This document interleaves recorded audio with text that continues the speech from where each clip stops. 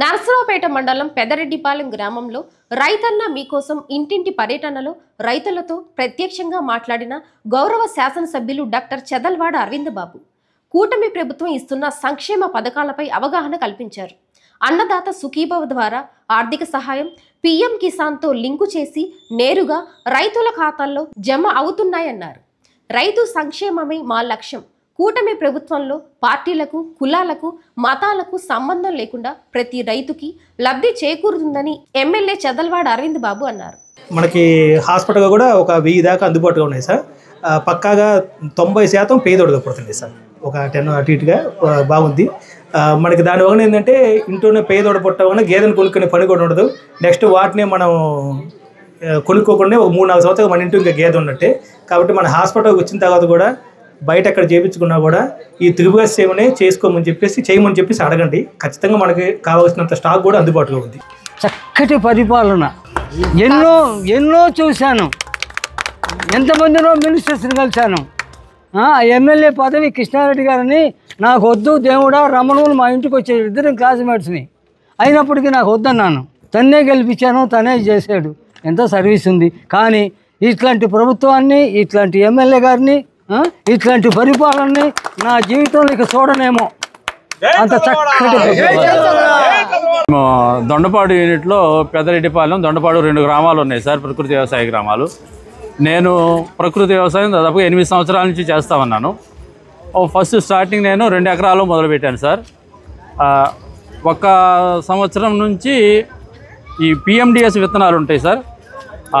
అవి వేసిన తర్వాత 30 రకాలు భూమిలో పెంచి ఒక 40 నుంచి 50 రోజుల పాటు ఒక 30 నుంచి 22-30 రకాల మధ్యలో విత్తనాలు చల్లుతాం పిఎండిఎస్. దాన్ని ఒక 40 నుంచి 50 రోజుల మధ్యలో దున్నేస్తాం. దున్నేసిన తర్వాత భూమి సారవంతం చేయడానికి కోసం అన్నమాట అది. ఆ తర్వాత మనం ప్రధాన పంట వేసుకుంటాం. మాగాణి అయితే మాగాణి, నేనైతే మాగాణితో స్టార్ట్ చేశాను. దాదాపుగా ఇప్పుడు 8 సంవత్సరాల నుంచి నేను పురుగు మందు కానీ ఈ రసాయనిక ఎరువులు కానీ ఇంతవరకు వేయలేదు సార్. దానిలో ఆ భూమి అలవాటు పడిపోయింది దానికి. పోయిన సంవత్సరం కుజీ పటాలి అని చెప్పేసి మన దేశీయ విత్తనం, ఈ ప్రకృతి వ్యవసాయం చేసేవాళ్ళు ఏంటంటే దేశీయ విత్తనమే వాడాలి. అదైతేనే బాగా సూట్ అవుతుంది అన్నమాట మన ప్రకృతి వ్యవసాయానికి. అందుకని చెప్పేసి ఆ ప్రకృతి వ్యవసాయంలో కుజీ పటాలి ఆ ధాన్యం తీసుకొచ్చి సాగు చేశాం. ఎకరానికి 27 బస్తాలు వచ్చినాయి సార్. మనకి రాష్ట్ర స్థాయిలో నారా చంద్రబాబు నాయుడు గారు ఎలాంటి అభివృద్ధి చేస్తూ రాష్ట్రాన్ని పరుగులు పెట్టిస్తున్నారో, అలానే ఉప ముఖ్యమంత్రి పవన్ కళ్యాణ్ గారి సహకారంతో అలా ఇక్కడ నర్సరావుపేటలో అక్కడ చంద్రబాబు గారు, ఇక్కడ అరవింద్ బాబు గారు, అదే స్థాయిలో మన అరవింద్ బాబు గారు కూడా నిత్యం ప్రజల్లో ఉంటూ ప్రజలతో మమేకం అవుతూ ఎంత కష్టపడుతున్నారో మనం అందరం కూడా ప్రత్యక్షంగా చూస్తూ ఉన్నాం. ప్రతిపక్షంలో ఉన్నప్పుడు ఏ స్థాయిలో తిరిగారో, ఏ స్థాయిలో ఎమ్మెల్యే అయిన తర్వాత అంతకు మించి ఇంకా ఎక్కువ తిరుగుతూ ఉన్నారు. నిత్యం ప్రజల్లోనే ఉంటున్నారు ప్రతిరోజు కూడా.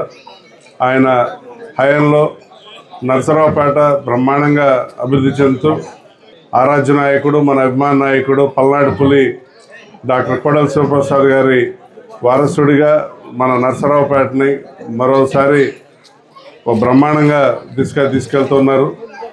రాష్ట్ర వ్యాప్తంగా నర్సరావుపేటకు ఒక గుర్తింపు, గౌరవం, ఒక విశిష్టత, ఒక ప్రాధాన్యత, ప్రాముఖ్యత అంతా కూడా డాక్టర్ కోడెల శివప్రసాద్ గారి వల్లే.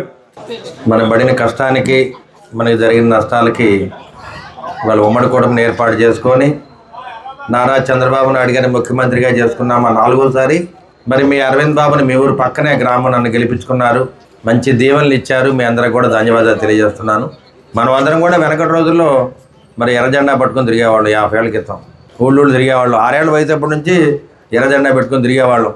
ఆ పక్క బాధారోడు మన మీద దాడి చేస్తా అంటే మనం రాత్రిపూట వెళ్ళి దాడి చేసేవాడి మీద ఎక్కడ ఆగేవాళ్ళం కాదు. అటువంటి మన పార్టీ, దాంట్లో నుంచి పుట్టిన పార్టీ, కమ్యూనిస్ట్ పార్టీలో నుంచి పుట్టిన పార్టీ తెలుగుదేశం పార్టీ.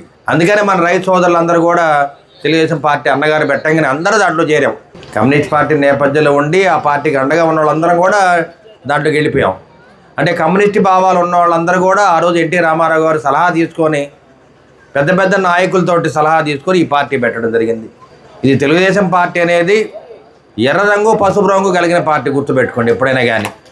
అంటే కార్మికులు, కర్షకులు, రైతులు అందరూ కూడా కలిసి ఉంటేనే ఈ పార్టీని ఆ రోజు 83లో అఖండ విజయాన్ని సాధించాం.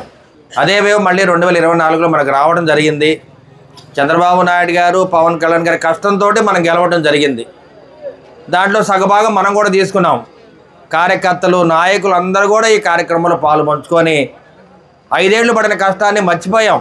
అతను పెట్టిన బాధలు మామూలు బాధలు చెప్పండి.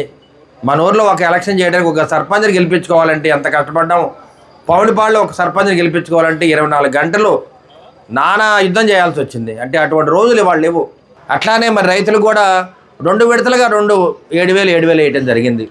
7,000 రైతు అకౌంట్లో పడినప్పుడు ఆ 7,000 కదని మనసులో ఉంటుంది, కాదంట్లా.